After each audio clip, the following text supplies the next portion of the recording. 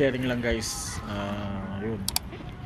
My suggestion is palinis nyo po yung inyong AC every 6 months or at least once a year, para maiwasan na masira yung evaporator and condenser.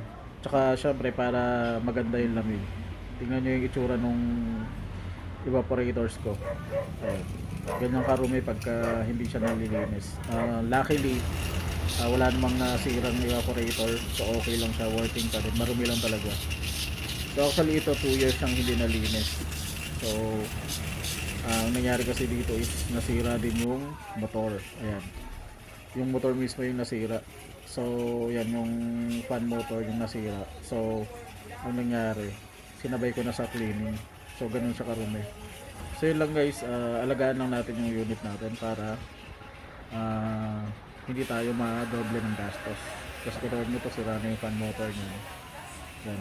Uulitin ko pa yan, bibilin ko pa yan ng bago ng motor. Tapos ako na rin magkakabit.